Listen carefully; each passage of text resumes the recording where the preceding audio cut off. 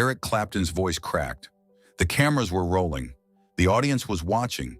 John and Paul were sitting right next to him, laughing at a joke the host had just made.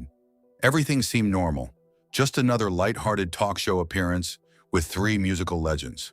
Then Eric said something nobody expected, something that made John's smile disappear, something that made Paul's eyes fill with tears, something that turned laughter into complete, absolute silence. But before we get to those three devastating words, you need to know what led Eric Clapton to this moment, because what he was about to admit on live television in front of millions would change how the world understood success, jealousy, and what it really means to be called the best. The man they called God was about to break. The man they called God was about to break.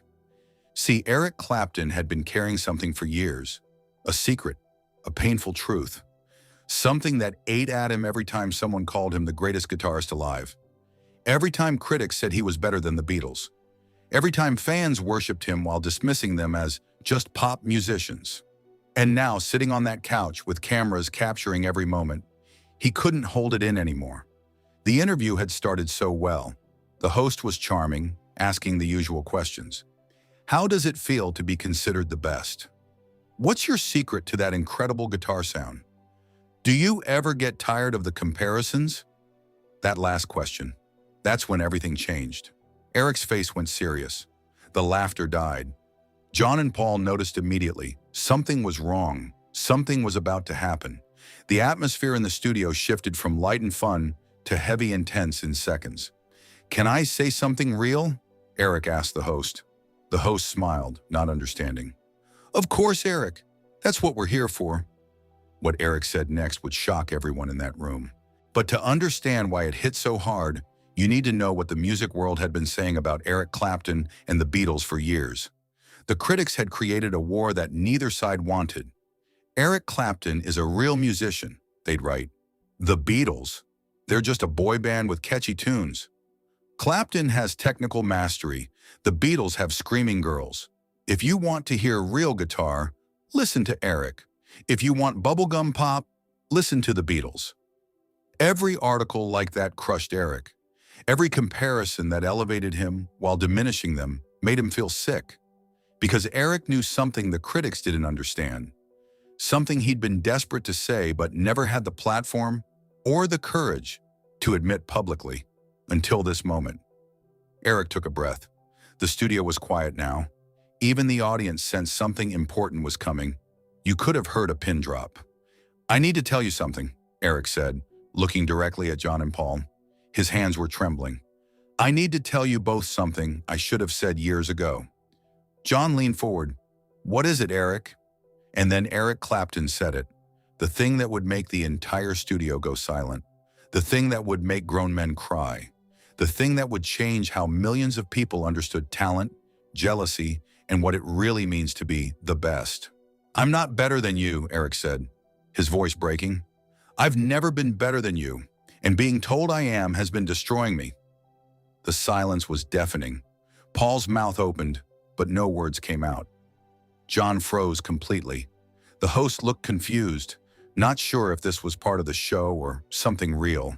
It was real, painfully, beautifully real. "Every time someone says I'm better than the Beatles," Eric continued, tears forming in his eyes, "it kills me a little more. Because I know the truth. You know what you are? You're artists. You create worlds with your music. You write songs that change people's lives. Me, I just play guitar. That's all I do. I play notes." The audience was stunned. Nobody moved. Nobody made a sound. Because Eric Clapton, the man critics called God, was admitting he felt inferior, was admitting the comparisons that were meant to praise him were actually crushing him. But here's what makes this moment even more powerful. Paul started crying, not quiet tears, real, shoulder-shaking sobs. "Eric," Paul said through his tears, "do you have any idea how jealous we've been of you?" Eric looked shocked. "What?" "We can't play guitar like you," Paul said. "We've never been able to. We write songs because we can't do what you do. We create melodies because our technical skills will never match yours. You're Eric Clapton. You're God. And we're just guys who got lucky with some catchy tunes. Now John was crying too. He's right, John said. We've spent years wishing we could play like you, wishing we had half your talent, half your skill, and you're sitting here saying you envy us? The audience was openly weeping now. The host had tears streaming down his face. The camera operators were wiping their eyes, because something profound was happening. Something that went beyond music, beyond fame, beyond everything. Three of the greatest musicians in the world were revealing that they all felt the same thing: not good enough. Eric was jealous of their songwriting. The Beatles were jealous of his guitar skills. Each one thought the other had something better, something more valuable, something more worthy of respect. This is what comparison does to us, Eric said, his voice steadier now. It makes us blind to our own gifts, makes us envy what others have, makes us feel like we're not enough, no matter what we achieve. Paul reached over and grabbed Eric's hand. You're not just a guitarist, Eric. You make that guitar speak. You make it cry. You make it sing in ways that go straight to people's hearts. That's not technique. That's not just playing notes. That's art. That's soul. That's the same thing we do with words and melodies. Just in a different language. John added, we're all artists, Eric, just different kinds. And the world needs all of us. Your guitar, our songs, all of it matters. All of it's valuable. There's no competition. There never was. The host finally spoke, his voice thick with emotion. I think what we're seeing here is something everyone needs to hear. Even legends, even the Beatles, even Eric Clapton, struggle with feeling like they're not enough. Even the people we put on pedestals feel jealous, feel insecure, feel destroyed by comparison. What happened next would become one of the most replayed moments in television history. Eric stood up from the couch.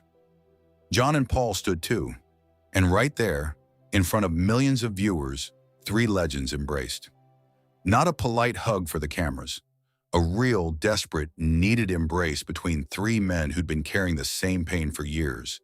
The audience erupted in applause, but it wasn't the usual excited applause of a talk show.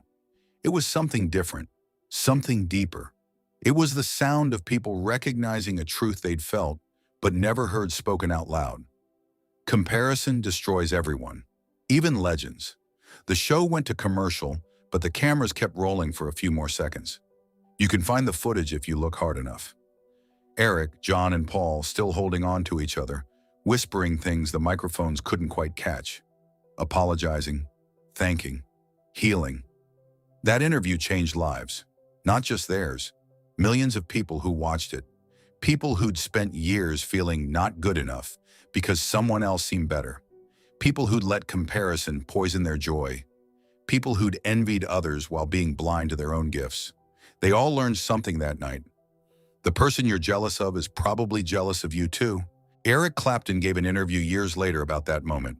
That was the most important thing I ever did in my career, he said. Not any album, not any concert. That moment of honesty, that moment of admitting I felt small despite being called great, that freed me. And I hope it freed people watching too. Paul said something similar. Eric's courage to be vulnerable changed my life. Made me realize that we waste so much time envying what we don't have instead of celebrating what we do have. I stopped comparing myself to others after that. Started appreciating my own gifts. Started being grateful instead of jealous.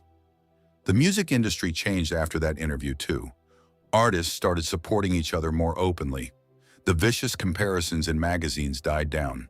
Musicians began collaborating instead of competing. Because Eric, John, and Paul had shown them, there's enough room for everyone. Different doesn't mean better or worse. Different just means different. And here's the beautiful part, the part that brings it all together. After that interview, Eric and the Beatles became even closer friends.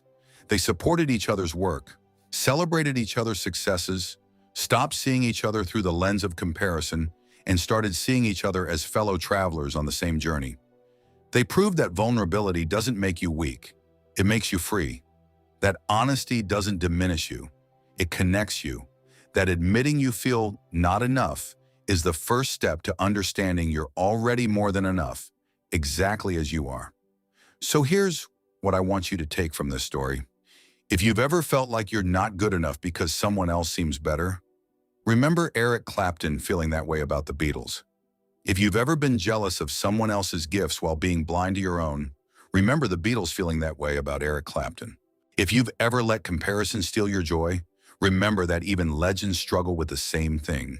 You are enough exactly as you are, with exactly the gifts you have. No comparison needed, no ranking required, just you, being you, which is the most valuable thing you could possibly be. Eric Clapton taught us that on live television when he said three simple words, "I'm not better." And the Beatles taught us that when they responded, "Neither are we," because nobody is better. We're all just different, all valuable, all worthy, all enough. Comparison is the thief of joy, but celebration of yourself and others is the key to freedom. If this story touched you, hit that like button and share it with someone who needs to hear it. Someone who's been destroying themselves with comparison. Someone who needs permission to stop competing and start celebrating. Drop a comment and tell me, have you ever been jealous of someone only to discover they were jealous of you? Have you learned to celebrate your own gifts instead of envying others? And turn on those notifications, because stories like this, stories that remind us we're all human, even legends, these are the stories that matter most. Remember, you're enough. You've always been enough. Comparison can't change that, only believing it can. But there's more to this story, something that happened after the cameras stopped rolling. The next day, the television network's phones wouldn't stop ringing. Thousands of people calling in, not to complain, to say thank you. A 72-year-old woman from Manchester called to say she'd spent 50 years feeling less than her sister. But watching Eric Clapton admit he felt the same way, "It freed me," she said through tears. A retired teacher wrote a letter that the network read on air. "I taught for 40 years, always comparing myself to other teachers. I missed 40 years of appreciating my own gifts because I was too busy envying theirs." Thank you, Eric. Thank you, Beatles. The letters kept coming for months, all of them saying the same thing. Watching three legends admit they struggled with comparison changed everything. Eric Clapton kept every single letter. He spoke about it years later, his voice emotional. People would write saying they'd spent their whole life feeling inferior. And I would think, they're feeling the same pain I felt. If admitting my struggle helped even one person stop comparing and start celebrating themselves, then that moment was worth more than every album I've ever made. Paul McCartney had a similar experience. Musicians, young, old, famous, unknown, all saying they'd been destroying themselves with comparison. Everyone was comparing, Paul said. Everyone was focused on what they lacked instead of what they had. That interview became this unexpected catalyst for people to stop and think, maybe the problem isn't me. Maybe the problem is comparison itself. John Lennon, in one of his last interviews before he died, called that moment one of the most important things I ever participated in. "We get so caught up in being better than each other," John said, "but Eric plays guitar in ways I never could. I write lyrics in ways he never could. We're all different, all valuable. Comparison only makes sense if you believe there's one right way to be, but there isn't." That talk show appearance became required viewing in therapy sessions. Therapists started showing clients that footage, particularly clients struggling with self-esteem or feeling not good enough. Schools started showing it too. Not just in music classes, in psychology classes, health classes, life skills courses. One high school teacher said it changed her students' lives. Teenagers are drowning in comparison. Social media makes it worse. Watching Eric and the Beatles helped my students understand that even people who seem to have it all struggle with the same feelings they do. Musicians started changing how they talked about each other. Instead of competitive posturing, they started genuinely celebrating each other's different gifts. Music critics noticed too. The comparison game that had fueled journalism for decades suddenly felt petty, destructive. But perhaps the most beautiful part, the part that really shows the lasting power of that moment, is what happened between Eric and the Beatles afterward. They didn't just become friends, they became each other's biggest champions. When Eric released albums, John and Paul sent telegrams of support. When the Beatles experimented, Eric defended them publicly. George Harrison and Eric became particularly close. They collaborated on albums, making each other better through cooperation instead of comparison. George understood, Eric said. We'd both been in that dark place where you feel like you're not enough, but we decided to make each other bigger instead, to celebrate each other's differences. That changed everything. The lesson here isn't complicated, but it's profound. You don't need to be the best. You just need to be you, the fullest, truest version of you. Your gifts are yours. Their gifts are theirs. Both have value. Both make the world richer. That's what Eric Clapton taught us on that talk show. That's what the Beatles confirmed. That's what millions learned when they watched three legends cry together about feeling not enough. Comparison is a trap. Celebration is freedom. So if you're watching this right now, feeling like you're not good enough because someone else seems better, stop. Take a breath. Remember Eric Clapton, one of the greatest guitarists who ever lived, crying because he felt inferior. Remember the Beatles, one of the most influential bands in history, crying because they felt the same way. If they can struggle with comparison, you're not weak for struggling too. You're human. And if they can choose to stop comparing and start celebrating, so can you. You are enough, not because you're better than someone else, because you're you, completely, perfectly, uniquely you. The world doesn't need you to be better than someone else. It needs you to be you. Eric Clapton and the Beatles proved it on live television. And every day since, millions of people have been learning to live it. Will you be next?